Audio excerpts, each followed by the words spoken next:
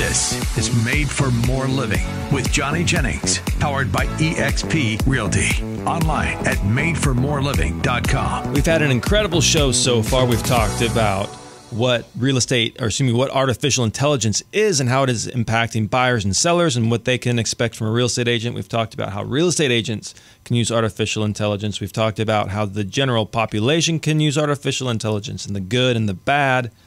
But what we haven't really talked about is this is a changing landscape. Like, it's moving so quickly.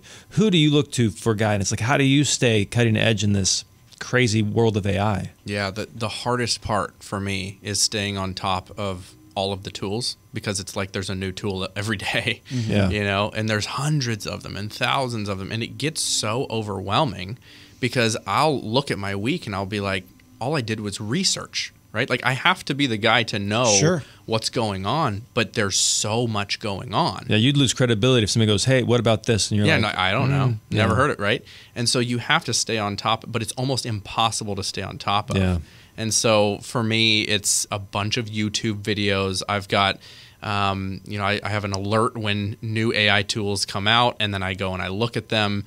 It's almost impossible to do. Honestly, I'll probably have to hire a research team, and that's probably how it's going to have to go, just because this thing is moving so quickly. Yeah. But most of my time is research and figuring out, okay, is this better than this? Does this work? Is this junk? You know, and because that's the main overwhelm for people, and I want to eliminate that overwhelm for them so I can condense time for them. Absolutely. And so in that PDF that you offer, you've condensed a lot of that time because you've picked out, was it 10? 10, yeah. 10 different tools that if you just are overwhelmed and you don't know what to pick, specifically for real estate is the PDF you're giving away. But it doesn't have to be real estate. Like Opus is, anybody can use Opus. Descript, anybody can use Descript. Designer, anybody can use Designer. Yep. You know, anybody in business.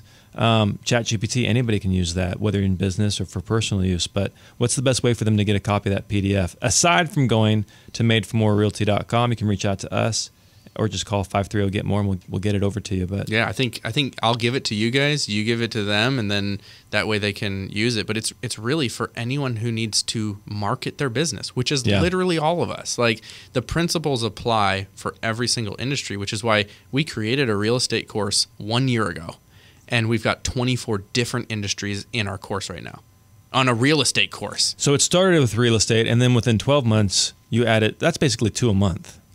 That you were adding new industries. Yes. We have over 1,000 students in all 50 states and in 23 different countries. Have you been to all those countries? No. Heck no. That would be awesome. That would be amazing. His first stop had to be Sacramento first. Yeah, have you ever been to Sacramento? Yeah. Is this your first time? No, I've been here a few times. Okay. Yeah, he's a frequent flyer of Sacramento. Yeah. So I'm curious, real quick.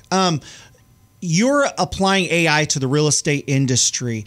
So if a large number of people start incorporating all of these tools that you're saying, how is this going to transform the real estate industry? What are we going to see in the next 5 to 10 years if agents start incorporating AI? Yeah.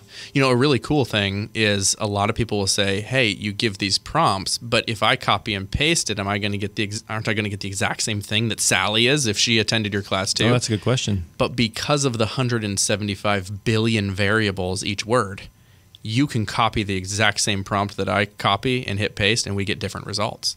And I had someone call me out in one of my live presentations, and they're like, bull crap. And I looked and I was like, excuse me? They're like, I don't believe you. And she had a computer. I said, all right, pull it up. And so we typed the exact same thing, and she hits enter, I hit enter, and her response was, totally different. Yeah, totally different. But this brings up another good point, because when you spoke last August in Sacramento, you were using sharing some tools that people could use, so it didn't look like it was written by AI or wasn't detected. Yeah. You didn't go over that I didn't. No, because there were a lot of people who had attended that. I wanted to give a lot of fresh, new, different stuff, so I didn't hit some of the old stuff that I went through last August. But that is a tool that I still use. So it's for blogs specifically. So Google will actually suppress your SEO and your views if your blog is written by AI, and they have a software that detects if it's written by AI. because they don't want to promote AI generated content. Yeah, they have certain, I heard, security measures to detect if your image is AI generated as well. They'll flag it, oh, this is an AI generated image. Exactly. So for blogs, when you're talking about text and you want SEO for your website, if you're generating a blog with AI, you can go to a tool. It's called undetectable.ai is the web address. You put in the blog, you paste it in, you check for AI, and it will tell you if it was written by AI. Sometimes it'll say that it's not. And if it doesn't, you're fine because the software doesn't recognize that it's written by AI. But if it does say it was written by AI, there's a big humanize button. You hit the humanize button and it makes it to her, right? So you think of kids writing papers in school. Yeah. It's the same thing. They'll be like exactly the software. what I was thinking. Well, there's a software to now, beat the software essentially. Yeah. Oh my gosh. Yeah. But let's get back to this crazy stratospheric growth you've had. Like that is just a wild ride. Did you think it was going to take off like this? Never. And so like because I'm constantly looking to grow and develop our real estate business, but I mean we're not in 23 countries and have 1,000 different, So what advice would you give based off your ride so far to somebody who's looking to grow their business? What would you say to that person? The real, honest, straight up answer. Yeah. That's legit. As long as it's safe to say on the radio. I hope so. No. It's take massive action, like your back is up against the wall, whether or not your back is up against the wall. When our back is up against the wall and we have no option, man, we take massive action and we just make things happen. Yep. So when I launched my business, I needed $1,200 really badly. I needed it in 10 days.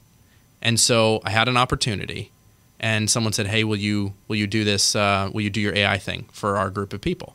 And I said, sure, if you let me pitch my course. And I didn't have a course. And they said, okay, how much is your course? I said, $1,200. And so I took massive action and I created, I was doing AI, so I knew all the stuff, but I didn't have it packaged in a course, right? I was doing coaching and whatnot. But I wouldn't have done that if I didn't need the $1,200. So I look back and I was like, if I didn't need that $1,200 in a short amount of time, I wouldn't have been like, yeah, here's the thing and it's $1,200. I wouldn't have created the program. Yeah. But we don't have to wait until we need $1,200 to decide to create a program, right? We don't have to wait until our back is up against the wall to take massive action like our back is up But what against I'm the wall. hearing you say though too is, my thought was, hey, can you speak at my AI event? I need $1,200. No, I'll charge $1,200. Yeah. But you took it a step further and created a product that's going to create $1,200, sequentially rather than a one-off. Yep. And that's I think that's a massive takeaway for me at least. And when they called me, they said it's in 20 minutes. I had 20 minutes. Oh. Now most people would have been like, heck no, I'm not prepared. What I have decided to do is say yes to the things early on. I'm saying no way more now because I think there's a lot of value in saying no and protecting your time. But when I needed to grow, I was saying yes to as many free opportunities as I could just to get my name out there. Mm-hmm. And then again, it's give more for free than other people charge for. And you will create people who trust you, who like you, because you're giving them so much you're not asking for anything in return. Yep. And so people trust you and they're like, no, what this guy is doing is good. If you try and do a cash grab and you give people junk, they're never going to trust you again. Right. So I was like, no, it is not worth me ruining my name or my brand to give people junk and just take money from them because they will never come back to me. So I'm going to give them the best stuff I possibly can, and I'm going to give a lot away for free. Yeah. That's why Johnny doesn't charge any commission when he sells a house. He wants to give the best service for free. Best service but I for was free. comparing with what he just said about your back against the wall and being hungry. And you've said that in past shows where the team members that you want on Made for More Realty are those that are hungry, that act like their back against the wall. Doing real estate is not a hobby. It's a necessity. In order for me to feed my family, pay my bills, I need to sell homes. And those are the type of people you want on your team. And I think our culture has gotten really comfortable and just everything has just come so easy that it's not natural to behave that way anymore, to act hungry and like your back's against the wall. And so like he was saying, saying, it's unique nowadays to have that kind of eagerness and hunger. Yeah. And that's who you see. That's the type of people you see at the top of very successful companies. If you listen to their stories, that's how they have acted. They've said they've been hungry and they've just gone after it. Like there was no other option. No other option. There's no plan B. Burn the boats. There's no safety net. Right. Failure is not an option. And you're right. Not that we want real estate agents who are desperate, but we want people who are desperate to succeed. Yes. And so that's the main. I mean, Tom Ferry, he spoke here a couple weeks ago, and he was saying that's one of the largest determinants in an agent's success is how hungry are they? They're going to be as successful. The general typical agent's going to be as successful as they need to be. So if you need to make $5,000 that month, you're probably going to sell $5,000 worth of homes.